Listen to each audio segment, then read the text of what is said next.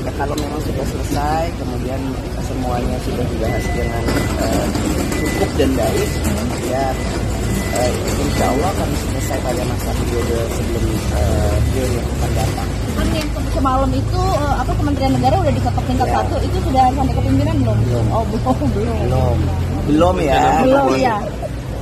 Maksudnya Ya, belum. karena masih baru selesai, belum. Tadi mungkin balik lagi ke yang wacana pertemuan Bu Mega sama Pak Prabowo ini mungkin dilihatnya akan bergabung kah Mbak atau mungkin pembahasannya lebih lanjut? Silaturahmi penting, akan ada pertemuan insya Allah ya, bahwa akan ada pembicaraan sampai ke situ, kita tunggu saja. Mbak Puan, ada informasi kalau ada salah satu anggota keluarga Bung Karno yang bertemu dengan Prabowo, ditemui oleh Pak Prabowo, dan infonya orang tersebut akan ada salah satu anggota keluarga dari Bung Karno ini yang akan menjadi menteri juga di kabinet Prabowo Gibran. Mungkin apa ada info Bu, itu siapa dan apa betul itu info? Tidak tahu. Terkait rencana pertemuan Pak Prabowo dengan Bu Mega di mana ya Mbak Puan? Ya nanti kalau sudah pada waktunya pasti teman-teman media juga pasti tahu. Tapi kan disebut sebelum 20 Oktober pelantikan ya Mbak ya, ini Insya benar ya? Allah. Ya. Mbak, Jadi kalau ada pembahasan juga nanti di kabinetnya seperti apa atau itu masih terlalu jauh atau gimana Mbak? Masih terlalu jauh dan komunikasi udah kita lakukan, kan saya juga sering ketemu Mas Prabowo di acara-acara Pak Prabowo. Maka kalau seandainya Gibran dijatuhkan, maka tidak ada lagi kekuasaan politik Jokowi. Jokowi akan hilang dari panggung nasional sebagaimana dikatakan Karyudi tadi. Dan ketika Gibran di-impeach, maka siapa tokoh yang akan dimajukan oleh Prabowo Subianto sebagai wakil presiden? Maka kriterianya menurut saya adalah, satu, dia mestilah tokoh yang bisa dikendalikan, tetapi dia memiliki gerbong yang lumayan bisa diperhitungkan.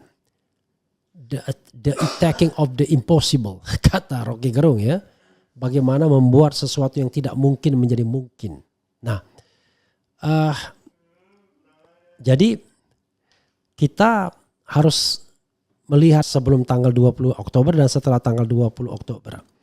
Demi konstitusi dan menghargai hasil pemilu, Gibran tentu dilantik. Tapi setelah dilantik, apakah tidak ada percobaan untuk impeachment terhadap yang bersangkutan? Saya kira bisa besar kemungkinannya kalau Prabowo mau menggerakkannya. Dan kalau kita bicara sejarah pengkhianatan sebagaimana dikatakan Karyudi, ya, Soeharto mengkhianati Soekarno, Soeharto dikhianati Habibie, Ginanjar dan lain sebagainya.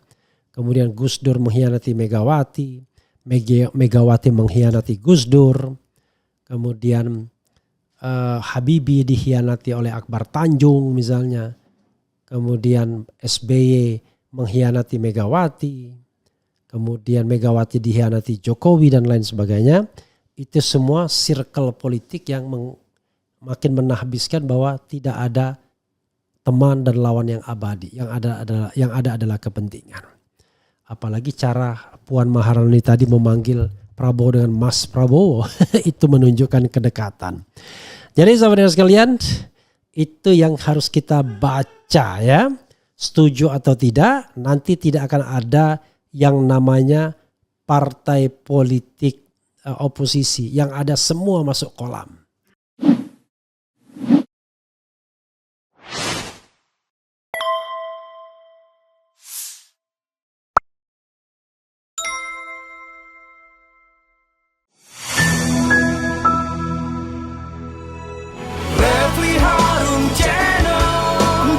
Basa-basi gak sekedar kritik sana sini. Refli Harun Channel, kritis tapi tidak apatis, oposisi tapi kasih solusi. Refli Harun Channel, selalu terdepan dalam ulasan, berita gak asal-asalan. Refli Harun Channel, setiap masalah diulas cerdas, ini channel memang keren cerdas. Subscribe, like, comment, and share. Assalamualaikum warahmatullahi wabarakatuh. Sobat RH sekalian, jumpa lagi kita di channel yang keren ini. Keren Cadas. Ya, sobat RH sekalian, saya perlu mengambil tema ini ya. Kelihatannya nanti tidak ada oposisi lagi dalam pemerintahan Prabowo titik-titik. Saya tidak memasukkan Prabowo Gibran tapi Prabowo titik-titik. Karena kenapa? Karena kelihatan Megawati pun akan masuk kolam juga. Tidak ada yang namanya oposisi. Alasannya kenapa? Pertama, Megawati biasa berkuasa dan berkuasa itu enak selama 10 tahun terakhir ini hampir ya. Yang kedua, menjadi oposisi itu tidak enak. Paling tidak dia rasakan 10 tahun zaman SBY dan beberapa bulan pada era pemerintahan Jokowi, separuh oposisi. Dan yang ketiga alasannya adalah komunikasi hubungan antara Mega dan Prabowo itu gak ada masalah.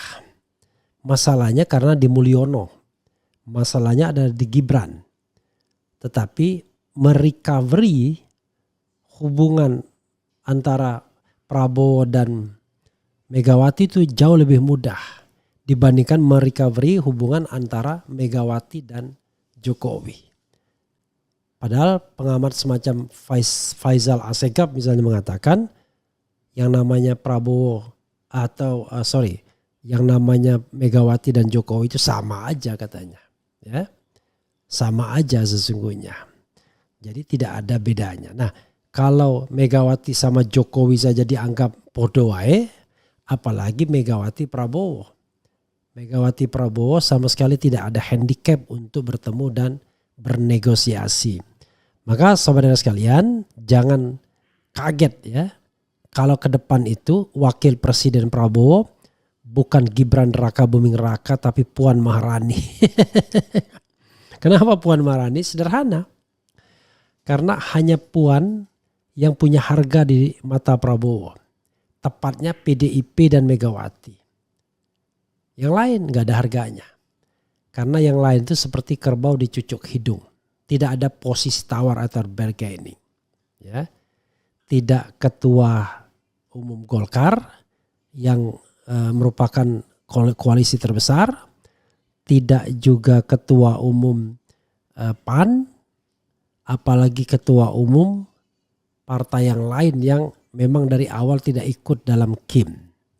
Jadi di KIM itu selain Gerindra, kemudian ada juga Partai Golkar, ada juga Partai Amanat Nasional. Partai apa lagi ya? Yang ikut Partai Demokrat. Jadi tidak juga Demokrat. Jadi yang punya harga itu adalah justru partai yang tidak ikut berjuang. Tapi bukan juga ketua umum partai PKB, tidak juga presiden PKS. Bagaimana dengan Nasdem? Prabowo nggak mau kalau wakil presidennya Surya Paloh. Bisa Surya Paloh yang mengatur dia. Karena itu Puan Maharani menjadi pilihan yang masuk akal. Ya, di mana ambil PDIP, ambil Puan Maharani juga. Dan Puan Maharani bukan sosok yang dalam tanda kutip quote unquote berbahaya bagi Prabowo Subianto. Gibran juga tidak berbahaya. Cuman masalahnya Gibran menjadi liability bagi pemerintahan Prabowo nantinya. Karena penolakan terhadap Gibran akan senantiasa terus-menerus terjadi dan itu tidak efektif ya. Tidak baik bagi pemerintahan Prabowo ke depan. So, Prabowo, Puan Maharani. Kok bisa begitu? Oke, sebelum kok bisa begitu kita membacakan dulu satu artikel dari seorang pengamat ya yang saya lihat di demokrasi.id. Sekedar guidance, nanti kita bacakan dan kemudian kita lanjutkan analisis kita. Oke. Bersatunya Megawati, saya baca seperti baca puisi ya. Bersatunya Megawati Prabowo singkirkan Joko Mulyono Widodo.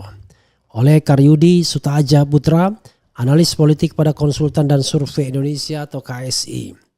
Setelah saling berkirim salam hormat, Megawati Soekarno Putri akhirnya dijadwalkan bertemu Prabowo Subianto sebelum Presiden RI terpilih itu dilantik pada 20 Oktober nanti. Presiden Jokowi pun terancam tersingkir dari lingkaran kekuasaan Prabowo, bahkan panggung politik nasional. Ihwal pertemuan Ketua Umum PD Perjuangan dengan Ketua Umum Partai Gerindra itu bukan sesuatu yang muskil, mengingat komunikasi keduanya selama ini berjalan lancar dan cair. Apalagi Prabowo pernah menjadi calon wakil presidennya Megawati saat Presiden kelima RI itu maju sebagai capres pada pemilu 2009. Keduanya juga saling membutuhkan. Prabowo merupakan penguasa eksekutif setelah memenangi Pilpres 2024. Megawati merupakan penguasa legislatif setelah partainya memenangi pemilu 2024, bahkan hat-trick atau menang 3 kali berturut-turut sejak pemilu 2014. Jika keduanya bersatu, maka akan terjadi simbiosis mutualisme atau saling menguntungkan. Bahkan akan menjadi kekuatan yang dahsyat ketika penguasa eksekutif bersatu dengan penguasa legislatif. Demi stabilitas pemerintahannya, Prabowo membutuhkan dukungan PDIP di parlemen. Sebaliknya demi partainya bisa tetap besar, Megawati membutuhkan kursi menteri di kabinet. Jika PDIP bergabung dengan Prabowo, nyaris dipastikan partai banteng itu akan mendapat kursi di kabinet Prabowo Subianto Gibran Raka Buming Raka. Ada ungkapan yang mungkin menginspirasi Megawati. If you cannot beat them, join them. Jika Anda tidak bisa memukul mereka, bekerja samalah dengan mereka. Di sisi lain, Prabowo mulai membuat garis demarkasi dengan Jokowi. Why? Mengapa? Pertama, karena bekas Komandan Jenderal Kopassus itu tak ingin ada matahari kembar di pemerintahannya. Seperti diingatkan Presiden RI ke-6 RI Susilo Bambang Yudhoyono saat menyampaikan pidatonya sebagai Ketua Majelis Tinggi Partai Demokrat dalam acara hari ulang tahun HUT ke-23 partainya tanggal 9 September kemarin. Kedua, Jokowi kini kondisinya sudah Jokowi kini kondisinya sudah bak bebek lumpuh atau lame duck, apalagi setelah lengser pada 20 Oktober nanti. Maklum, Jokowi tidak punya partai politik, ya. Kemudian Jokowi sendiri pada saat pidato di Kongres Partai Nasdem baru-baru ini sudah merasa ditinggalkan oleh sekutu-sekutunya. Ia merasa sudah lumpuh, ya. Ihwal Prabowo mulai membuat garis demarkasi dengan Jokowi terlihat dari tindakannya memerintahkan Wakil Ketua DPR dari Partai Gerindra Sufmi Dasko Ahmad membatalkan revisi Undang-Undang Nomor 10 Tahun 2016 tentang Pilkada yang sudah disepakati Badan Legislasi DPR dan tinggal mengesahkannya di rapat paripurna. Ya. Oke. Prabowo lebih memilih melaksanakan putusan MK Nomor 60 dan 70 tahun 2024 yang membuat parpol leluasa mengusung calon kepala daerah dan menutup peluang Kaisang Pangarep putra bungsu Jokowi yang belum berusia 30 tahun maju sebagai calon gubernur / wakil gubernur. Implikasinya, jika Megawati bersatu dengan Prabowo, maka Jokowi pun akan tersingkir. Bukan hanya tersingkir dari lingkaran kekuasaan Prabowo, tapi juga dari panggung politik nasional. Kecuali jika nanti Jokowi bergabung atau membuat parpol sendiri. Politik khianat. Luar biasa, ya. Apakah Prabowo tidak akan balas budi kepada Jokowi yang telah mendukungnya di Pilpres 2024 hingga menang? Balas budi sudah dilakukan Prabowo dengan menggait putra sulung Jokowi Gibran Raka Buming Raka sebagai cawapresnya di Pilpres 2024. Apalagi ada adagium di dunia politik, yakni tak ada kawan atau lawan abadi. Yang abadi adalah kepentingan. Jokowi yang punya nama kecil Mulyono pun bisa tertimpa karma politik. Ya ini dikhianati Prabowo sebagaimana bekas Gubernur DKI Jakarta dan bekas Wali Kota Surakarta Jawa Tengah itu mengkhianati mentor politiknya sendiri Megawati. Selain kursi menteri dalam konteks ini, Megawati membutuhkan Prabowo untuk melancarkan aksi balas dendam politik atau serangan balik kepada Jokowi.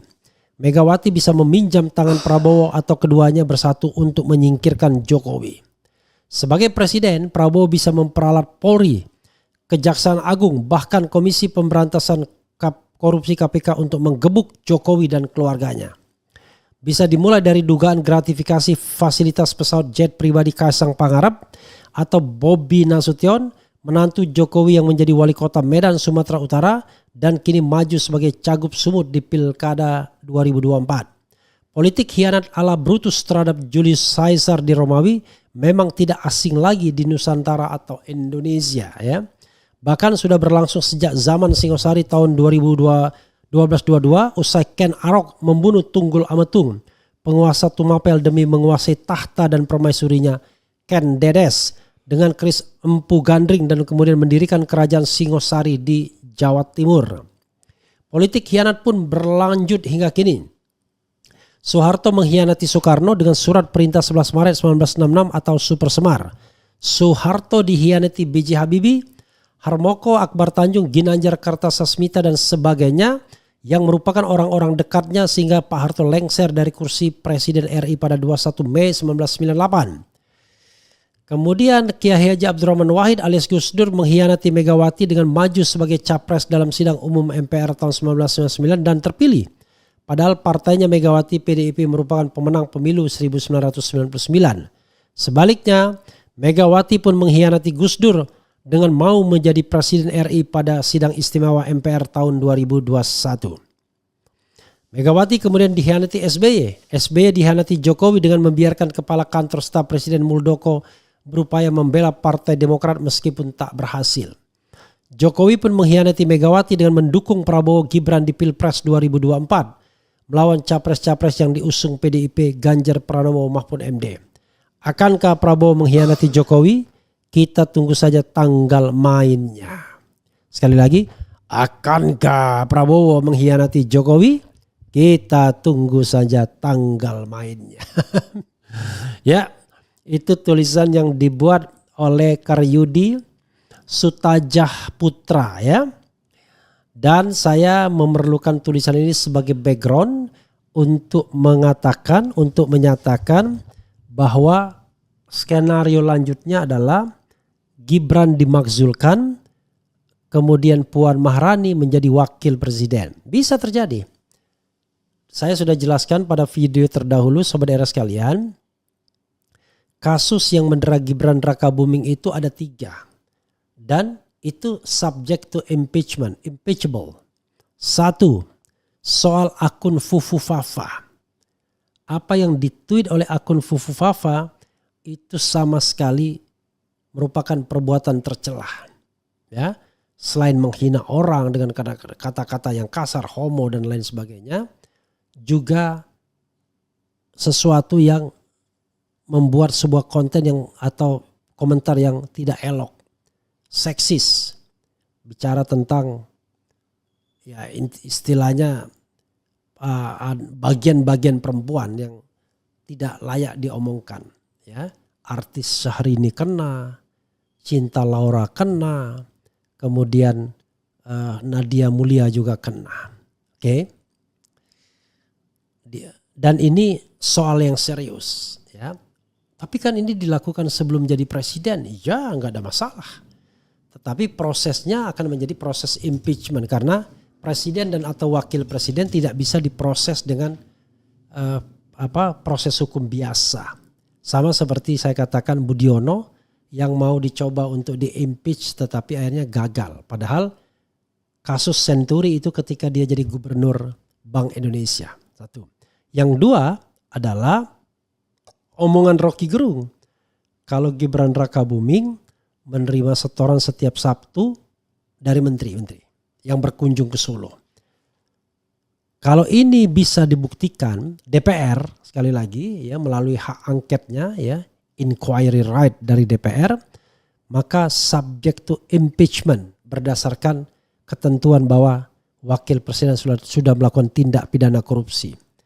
Karena kalau tadi perbuatan tercela ini adalah melakukan pelanggaran hukum berat berupa pengkhianatan terhadap negara, suap, korupsi atau tindak pidana berat lainnya.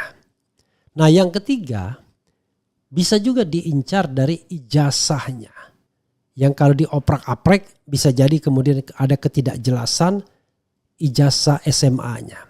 Padahal kita tahu syarat untuk menjadi presiden dan atau wakil presiden minimum berijazah setara SMA. Yang jadi masalah adalah kita belum jelas SMA Gibran di mana, apakah University Bradford itu setara SMA atau S1, apakah Melbourne University itu adalah SMA atau S1 dan lain sebagainya. Ini juga bisa menjadi sebuah keputusan politik DPR asal DPR mau memang menjatuhkan Gibran Raka Buming Raka. Maka kalau seandainya Gibran dijatuhkan, maka tidak ada lagi kekuasaan politik Jokowi. Jokowi akan hilang dari panggung nasional sebagaimana dikatakan Karyudi tadi. Dan ketika Gibran di-impeach, maka siapa tokoh yang akan dimajukan oleh Prabowo Subianto sebagai wakil presiden? Maka kriterianya menurut saya adalah satu, dia mestilah tokoh yang bisa dikendalikan, tetapi dia memiliki gerbong yang lumayan bisa diperhitungkan. Siapa lagi kalau bukan Puan Maharani? Puan Maharani barangkali sudah merasa sangat berterima kasih kalau dia bisa menduduki kursi wakil presiden, dan untuk berkompetisi pun Prabowo barangkali santai saja melawan Puan Maharani kalau seandainya Prabowo atau Puan menginginkan menjadi pesaing Prabowo Subianto. Tapi yang saya bayangkan tidak. Dia akan tetap berada di sana menjadi wakil presidennya Prabowo. Sehingga yang terjadi adalah nanti Prabowo Puan akan maju di 2029. Prabowo nyaman, ya. Kemudian Puan dan PDIP juga nyaman, termasuk Megawati. Itu yang saya bisa lihat. Ya, mungkin salah, tidak apa-apa juga namanya analisis kan. Lain kalau yang dijadikan wakil presiden Anies, wah itu bahaya bisa bagi Prabowo ya. Mungkin Prabowo akan berpikir ini bisa lebih besar dari saya. Tapi Puan bisa di-marking. Jadi saudara sekalian, ini yang saya katakan politik itu ya the art of possibilities, ya, seni berbagai kemungkinan. Atau ya, the attacking of the impossible, kata Rocky Gerung ya. Bagaimana membuat sesuatu yang tidak mungkin menjadi mungkin. Nah, jadi kita harus melihat sebelum tanggal 20 Oktober dan setelah tanggal 20 Oktober. Demi konstitusi dan menghargai hasil pemilu, Gibran tentu dilantik. Tapi setelah dilantik, apakah tidak ada percobaan untuk impeachment terhadap yang bersangkutan? Saya kira bisa besar kemungkinannya kalau Prabowo mau menggerakkannya. Dan kalau kita bicara sejarah pengkhianatan sebagaimana dikatakan Karyudi, ya, Soeharto mengkhianati Soekarno, Soeharto dikhianati Habibie, Ginanjar dan lain sebagainya. Kemudian Gus Dur mengkhianati Megawati, Megawati mengkhianati Gus Dur. Kemudian Habibie dikhianati oleh Akbar Tanjung misalnya. Kemudian SBY mengkhianati Megawati. Kemudian Megawati dikhianati Jokowi dan lain sebagainya. Itu semua circle politik yang makin menahbiskan bahwa tidak ada teman dan lawan yang abadi. Yang ada adalah kepentingan. Apalagi cara Puan Maharani tadi memanggil Prabowo dengan Mas Prabowo itu menunjukkan kedekatan. Jadi saudara sekalian, itu yang harus kita baca ya. Setuju atau tidak, nanti tidak akan ada yang namanya partai politik oposisi yang ada semua masuk kolam. Nah, oposisinya siapa? Oposisinya mungkin rakyat Indonesia ya. Semua partai masuk kolam dan oposisinya adalah rakyat Indonesia. Ya, apakah akan melalui partai baru bernama Partai Perubahan? Ya, bisa jadi terjadi, sangat mungkin ya. Begitu. Kemudian burning enthusiasm ya. Mudah-mudahan Bung Refli bisa buat konten bagaimana caranya Pak Anies masuk jadi wakil presiden. Gak bisa. Ya, saya kira gak mungkin Prabowo mengambil Anies ya. Anies tidak punya gerbong real politik di DPR dan juga dia orang yang tentu akan sulit dikendalikan nanti ke depannya. Selanjutnya usut juga ijazah Mulyono Bang. Oke, tapi tidak ada waktu lagi untuk impeachment ya. Kami pendukung Anies Baswedan dan kami lebih rela Puan Maharani daripada Gibran untuk jadi Wapres RI. Selama wakilnya Prabowo Gibran selamat menderita batin selama 5 tahun. Agak kompor sih, tapi setuju juga kalau Gibran lengser. Keluarga Jokowi harus bertanggung jawab jika ada dugaan korupsi. PAN, Nasdem, Golkar, PKB, PKS, maksudnya apa lagi? Mulyono KO. Kemudian ternyata politik isinya hanya gombali dan menipu rakyat. Ya itulah. Oposisinya partai peronahan. Aduh, Indomaret memang saling tikam. Yang jadi oposisi partainya Pak Anies ya. Mantap. Kalau rakyat yang oposisi, wakil rakyatnya hanya ngangguk dan membeo saja, salam sama rezim. Lebih setuju Puan daripada belimbing sayur ya. Ini bukan soal setuju tidak setuju, tapi ini adalah sebuah bacaan ya, yang tentu belum tentu benar ya. Ya, sobat era sekalian, mata makin sakit. Karena itu saya selesaikan dulu apa yang menjadi bahasan kali ini. Tapi coba pikirkan ya, apa yang saya katakan ini. Bisa jadi kemudian menjadi ilham juga bagi PDIP dan Puan Maharani untuk mepet Prabowo. Dan Prabowo karena merasa dihina, tersinggung, lalu gosok partai-partai di DPR yang tidak lain adalah pengikut dia untuk mengimpeach Gibran Raka Buming Raka. Jadi kalau Gibran diimpeach, kira-kira siapa yang membela dia? Golkar? No. Itu sudah jadi hukum alam. Siapa yang berkuasa, maka orang-orang yang tidak punya idealisme, tidak punya keberanian akan mengikuti penguasa itu. Dan jangan lupa setelah tanggal 20 Oktober berkuasa. Yang berkuasa itu adalah Prabowo Subianto, bukan lagi Jokowi. Itu satu. Yang kedua, kata-kata Jokowi, kalau Bapak dicubit, kami juga akan merasa sakit. Tapi bagaimana kalau yang mencubit Prabowo sendiri? We don't know exactly. Tapi politik itu ya, the attacking of impossible ya kan. Jadi attacking of the impossible. Kalau kata Rocky. Kalau kata orang lain ya the art of possibilities ya. Jadi yang tidak mungkin jadi mungkin, atau seni berbagai kemungkinan ya. You choose it.